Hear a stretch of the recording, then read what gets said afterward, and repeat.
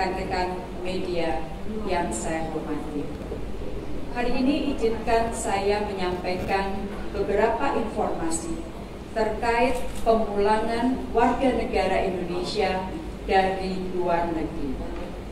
Sebagaimana Ibu Bapak pahami, salah satu prioritas politik luar negeri Indonesia adalah perlindungan terhadap warga negara Indonesia di luar negeri. Prioritas ini menjadi lebih relevan pada saat pandemi COVID-19 terjadi. Kementerian Luar Negeri bersama dengan seluruh perwakilan Republik Indonesia di luar negeri terus berusaha semaksimal mungkin agar dapat menjalankan tugas perlindungan ini sebaik mungkin. Tentunya dengan pandemi ini maka tantangannya menjadi semakin besar. Salah satu hal paling menonjol selama pandemi adalah kepulangan warga negara Indonesia ke tanah air dalam jumlah yang cukup besar. Kepulangan dalam jumlah besar ini terjadi antara lain disebabkan banyak warga negara Indonesia yang kehilangan pekerjaan atau untuk sementara kehilangan pekerjaan karena pandemi. Telah habis masa kontrak kerja dan tidak diperpanjang lagi, pelajar dan mahasiswa yang telah menyelesaikan studinya dan WNI yang telah habis masa tinggalnya dan tidak diperpanjang lagi. Bapak Presiden dalam rapat terbatas tadi pagi kembali memberikan arahan agar protokol kesehatan dapat dilakukan secara ketat, secara disiplin, dan seragam di semua pintu masuk Indonesia, baik pintu melalui udara, darat, maupun laut. Arahan ini beberapa kali ditekankan, tentunya untuk melindungi warga negara Indonesia yang kembali ke tanah air dan untuk melindungi keluarga mereka, masyarakat sekitarnya, serta untuk melindungi Indonesia kita. Pemberlakuan protokol kesehatan ini telah diatur dalam Surat Edaran Menteri Kesehatan Nomor 313 Tahun 2020. Sekali lagi, kami sangat mengharapkan kiranya semua warga negara Indonesia yang baru tiba dari luar negeri secara disiplin dan ketat dapat menjalankan protokol kesehatan tersebut demi kesehatan Anda, keluarga, dan masyarakat. Terkait dengan ketibaan warga negara Indonesia di tanah air, saya ingin menyampaikan beberapa hal. Pertama, jumlah warga negara Indonesia yang telah kembali ke tanah air. Per 10 Mei 2020 kemarin, ketibaan WNI dari Malaysia berjumlah 72.966 orang. Kembali melalui laut 65% atau 47.674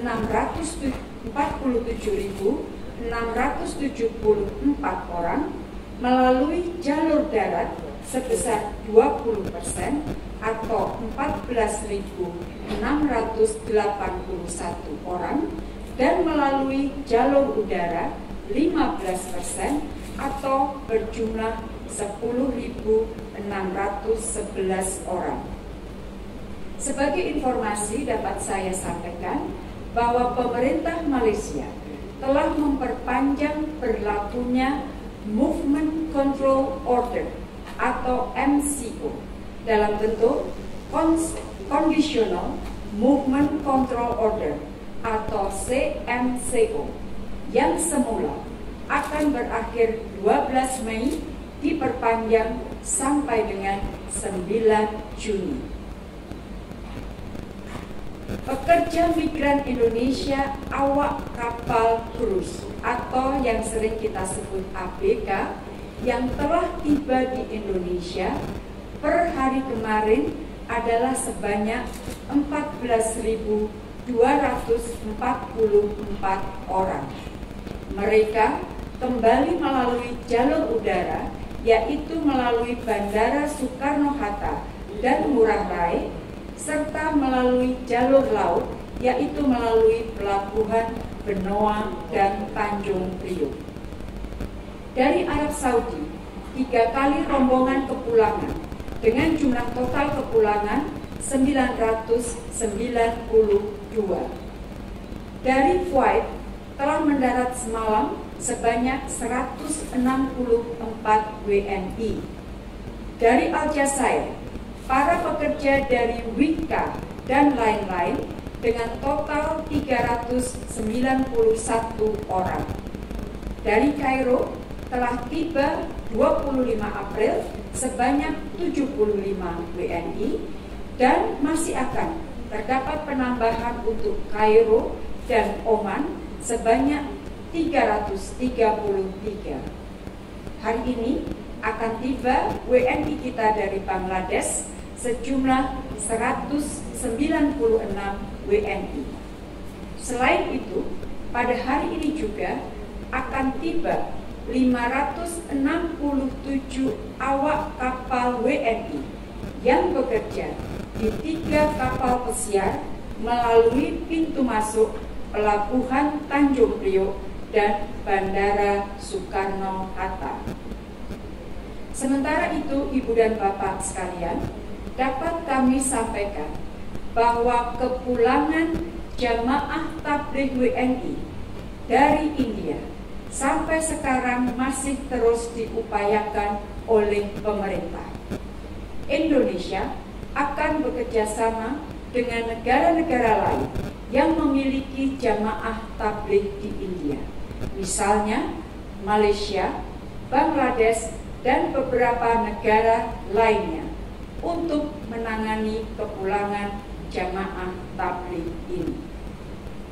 Hal kedua yang ingin saya sampaikan adalah mengenai data WNI yang terpapar COVID-19 di luar negeri.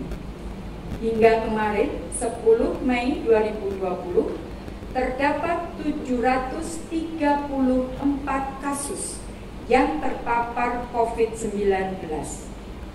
321 masih dalam perawatan, 372 orang telah sembuh, dan 41 telah meninggal dunia. Mereka ini berasal atau tinggal di 33 negara dan teritori dan juga berasal dari 20 kapal pesiar.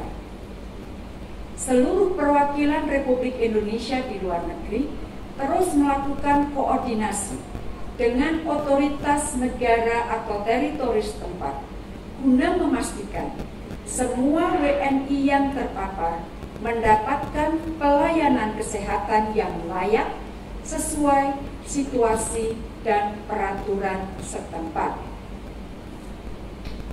Isu ketiga yang ingin saya sampaikan adalah guna meringankan WNI yang paling terdampak dan paling memerlukan, maka pemerintah Indonesia telah dan akan terus memberikan bantuan sembako dan bantuan kebutuhan kesehatan lain seperti masker, hand sanitizer, disinfektan kepada para warga negara Indonesia. Semua bantuan ini tentunya dilakukan sesuai situasi negara setempat dan dengan menghormati peraturan yang berlaku di negara tersebut. Hingga 10 Mei 2020, sebanyak 375.162 paket sembako dan barang keperluan medis lainnya telah diberikan kepada warga negara Indonesia yang rentan dan sangat membutuhkan. Di Malaysia, 334.369 sembako telah didistribusikan. Kami mengucapkan terima kasih kepada organisasi masyarakat Indonesia di Malaysia yang telah bahu-membahu dengan perwakilan Republik Indonesia di Malaysia dalam penyediaan dan pendistribusian sembako. Di Timur Tengah telah didistribusikan 19.083 paket, wilayah Eropa 3.350, wilayah Asia dan Pasifik tentunya selain Malaysia yaitu sebesar 5.240, wilayah Amerika 13.015, wilayah Afrika 105. Ibu dan Bapak yang saya hormati, rekan-rekan media, magnitude kasus-kasus perlindungan WNI di luar negeri selama COVID-19 ini memang luar biasa, unprecedented. Pemerintah Republik Indonesia dan seluruh perwakilan Republik Indonesia di luar negeri telah dan akan terus meningkatkan upaya perlindungan WNI semaksimal mungkin. Dalam hal ini, saya sangat mengapresiasi inisiatif berbagai komunitas masyarakat Indonesia di luar negeri untuk bahu-membahu bersama perwakilan Republik Indonesia di luar negeri dalam memberikan bantuan kepada saudara-saudara kita yang paling rentan dan paling terdampak virus COVID-19. Semangat kebersamaan dan gotong royong inilah yang perlu terus kita dorong. Sebagai penutup, izinkan saya sekali lagi menyampaikan.